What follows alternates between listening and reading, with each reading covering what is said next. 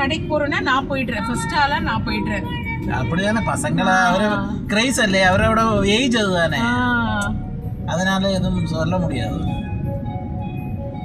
அது சொல்றது நம்ம இப்ப சில பசங்களை எது சொன்னாலும் கேட்காது, அதுதானே பிரச்சனை. அது ஒன்றும் சொல்லிட்டு எதுவும் பொம்பளை பசங்க கிட்ட வந்து ஓரளவுக்கு சென்டிமெண்டா பேசினாவது கேக்குறாங்க. அது ஆம்பளை பசங்க கேட்கவே மாட்டாங்க சுத்தமா, போயே திருவன் நிக்கிறாங்க.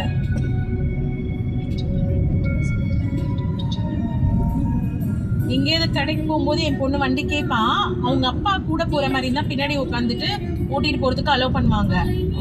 இல்லைன்னா தனியா கொடுக்க மாட்டேன், பயம் எங்களுக்கு. ஏன்னா நானுமே அந்த ஏஜ்ல தான் கத்துக்கிட்டேன், வண்டி கத்துட்டு அதுக்கப்புறம் நானே வண்டி வாங்கி காலேஜ்க்குலாம் வண்டியில தான் போனேன். அதுக்கே எங்க அப்பா பயந்துட்டு இருந்தாங்க. ஓரளவுக்கு ஏஜ் வந்துருச்சுன்னா அதுக்கப்புறமா கொடுக்கலாம். பட் இப்ப எல்லாம் சின்ன பசங்களும் தானே வண்டி ஓட்டும், அதுதானே அவங்களுக்கு அதுக்கு ஒரு கிரேஸ். ஏன்னா இப்ப நம்ம வந்து ஓரமா போறோம், ஆப்போசிட்ல வரவங்க எப்படி வராங்க நம்ம சொல்ல முடியாது. அதுதான் ப்ராப்ளமே இங்க. பட் சிட்டில வண்டி ஓட்ட கூடாது, அது டிஃபிகல்ட்டி ஆயிடும். ஆமா, நாங்க செங்கல்பட்டு ஹைவே இருக்கு இல்லையா, நானா ஹஸ்பண்ட் இன்னும் 2 பேரு, நாங்க இதுல இருந்து கோயிலுக்கு போயிட்டு திருவண்ணாமலை கோயிலுக்கு போயிட்டு என்னோட ஃப்ரெண்ட்ஸ் 2 பேரு 4 பேரு கார்ல வந்துட்டு இருந்தோம். எங்களுக்கு பெரிய கார், சஃபாரி காரு. நாங்க வந்துட்டு இருந்தோம். எங்களுக்கு முன்னாடி ஒரு ஏஜ்டு தான் 2 வீலர் வந்து ஹோண்டா ஆக்டிவால போயிட்டு இருந்தாரு. இன்னொருத்த வந்து பைக்ல சரி ஸ்பீடு, என்ன R15 பைக், அப்படியே வளைச்சு ஓட்டி பாவம் அந்த பெரியவரை போய் ஒரே இடிச்சு, அவர் நல்ல வேலை அவர் டப்புன்னு கீழே விழுந்துட்டாரு. வண்டி என்ன ஆயிடுச்சுன்னா 3 பெல்ட் அடிச்சிச்சு எங்களுக்கு முன்னாடி. என் ஹஸ்பண்ட் இமீடியட்டா பிரேக் போடல, டக்குன்னு வண்டி வளைச்சிட்டாரு இந்த சைடு. முன்னாடி எங்களுக்கு முன்னாடி நடக்குது, வண்டி ஸ்டீரிங்க வளைச்சு, ஏன்னா காலியா இருக்கு ஃப்ரண்ட்ல, நல்ல வேலை சைடுல வண்டி வரல. ஸ்டீரிங்க டக்குன்னு வளைச்சிட்டு கொஞ்ச தூரம் போய் சைடுல போய் நின்னாரு. எங்களுக்கு பேக்ல ஒருத்தர் வந்துட்டு இருந்தாருல கார்ல, அவர் என்ன பண்ணாரு, ஃப்ரண்ட்ல போற வண்டி ஏதோ ப்ராப்ளம் அதுவும் வளையுதேன்ட்டு அவருமே வளைச்சாரு. இல்லன்னா அந்த பெரியவர் மேலேயே ஏறி இருக்கும். உங்க வண்டிய ஏன் வண்டி வளைச்சிட்டாங்க, அந்த வண்டி பின்னாடி வந்த வண்டி ஏறிட்டு இருக்கும் அவர் மேல.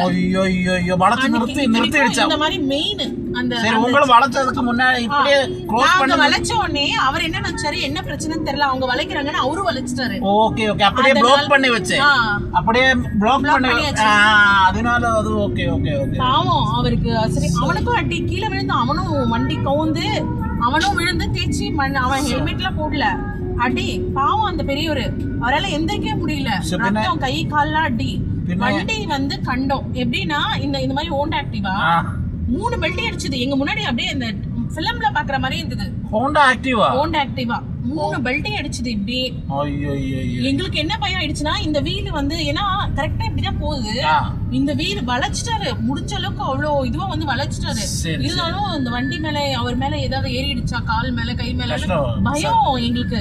டக்குனு கொஞ்சம் ஃப்ரண்ட்ல போய் அப்படி ஓரமா எடுத்து ஸ்டாப் பண்ணிட்டு ஒரு செகண்ட் எல்லாரும் ஓடி வந்து எல்லாத்தையும் இது பண்ணி பார்க்கும்போது, அப்புறம் நல்ல வேலை நாங்க ஒண்ணும் இது பண்ணல, அவன் பின்னாடி இருக்கவனும் எங்களுக்கு முன்னாடி போய் வண்டியை போட்டுட்டு அவனும் ஓடி வரான். சரி சார் நல்ல வேலை நீங்க வளைச்சிங்கன்னு, நானும் ஏதோ பிரச்சனை தான் நானும் வளைச்சிட்டேன் அப்படின்ட்டு. அந்த மாதிரி அவர் பாட்டுன்னு ஓரமா போயிட்டு இருக்காரு பாவம். இவன் பின்னாடி வந்தவன் போய் அவரை இடிச்சு, எதுக்கு அந்த R15ன்றது ஒரு கிரேஸ், வளைச்சு ஓட்டணும் இப்படி இருக்கிறவங்களையும் பயம் கொடுத்துக்கிட்டு சும்மா போறவரை போய் அவர் ஸ்லோவா போயிருந்தாரு. எங்களுக்கு அது கண்ணு முன்னாடியே ஆயிடுச்சா. காலையில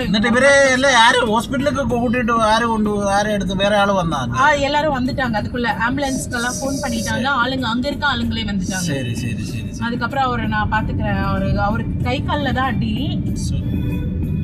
ஃபிராக்சர் அதுவும் வந்திருக்குமே தெரியல, அவரால் நிக்க முடியல, ஓரமா உட்கார வச்சுட்டாங்க. அங்க இருக்கவங்க எல்லாம் தண்ணி எடுத்துட்டு வந்து கொடுத்தாங்க அவருக்கு. அந்த பைக்ல இடிச்சவன் ரத்தம் ஒழுவிட்டு இருக்கு, கொழுப்பு எடுத்து போய் ஓவரா பேசிட்டு, ஏன்னா நாங்க பாத்துட்டே தான் இருக்கோம், நீங்க இந்த மாதிரி வந்துட்டு இருக்கீங்களேன்ட்டு என் ஹஸ்பண்ட் திட்டுறாரு, இன்னொரு காருக்கெல்லாம் வந்து திட்டுறான். அவன் வந்து திமிரா பேசுறான், அடிப்பட்ட ஒரே அமைதியா உட்காந்துருக்காரு, நீங்க எல்லாம் ஏன் கேள்வி கேக்குறீங்க?